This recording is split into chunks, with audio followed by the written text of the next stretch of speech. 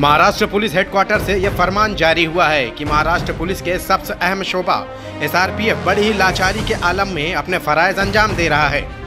वो बुनियादी ज़रूरतों से महरूम है। इन बुनियादी ज़रूरतों में पानी, बैतुल खला, पीने के पानी, सोने की जगह, रहने की जगह, रोशनी को लेकर उन्हें बड़ी दिक्कतों का सामना करना पड़ता है। इन बातों को मद्देनजर रखते हुए पिछले साल महाराष्ट्र डीजी पुलिस सतीश माथुर ने यह फरमान जारी किया था कि अब जिन जिन इलाकों में एसआरपीएफ की तैनाती होगी वहां के जिम्मेदार अफसर उनके हालात का जायजा लेंगे और उनको हो रही परेशानियों को लेकर महकमा पुलिस संजीदगी से लेते हुए उन्हें दूर करें और इसके लिए होने वाले अखराजात की भी जिम्मेदारी महकमा पुलिस की होगी।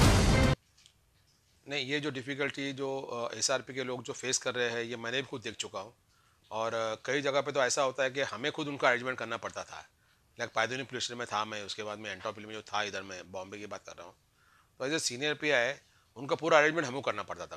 उनका रहने का, नहाने का, पानी का, बिस्तर की बॉटल हमने खुद सप्लाई कितने बार उनको किए। ईटीवी भारत के हाथ लगे इस फरमान में सतीश माथुर ने यह लिखा है कि उन्हें ऐसी कई शिकायतें मौसूल हुई हैं जिसके बाद उन्होंने ये हुक्म दिया है।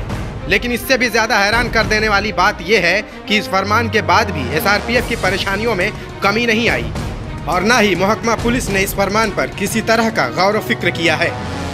तो अभी इस सर्कुलर के ताल्लुक से मैं कॉरेस्पॉन्डेंस करूँगा डीजी लेवल पे और तमाम गवर्नमेंट लेवल पे कि भाई जो सर्कुलर जो पास हुआ है इसको सिर्फ ठंडे बस्ते में ना रखते हुए इस पर कार्रवाई की जाए और एसआरपी के लोगों को थोड़ी फुल सुविधा दी जाए ताकि उनका मानसिक संतुलन बना रहे।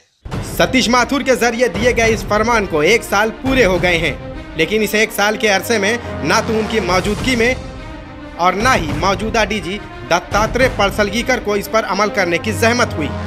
वजह साफ है कि एसआरपीएफ में तैनात पुलिस जवान 100% महाराष्ट्र के बाशिंदे हैं और उनके जिम्मेदार अफसर आईपीएस अफसर होते हैं जो किसी दूसरी रियासत के बाशिंदे होते हैं। इसलिए उनकी परेशानियों से उन्हें कोई लेना देना नहीं रहता। हालांकि मुंबई समेत पूरे महाराष्ट्र में हर खास मौके पर बड़ी तादाद में एसआरपीएफ को तैनात किया जाता है ताकि माहौल किसी भी तरह से लोग खराब न कर सकें। लेकिन अब इस फरमान से ये बात साफ हो चुकी है कि एसआरपीएफ की हालत बेहतर नहीं है और यहाँ सब कुछ ठीक नहीं चल रहा है।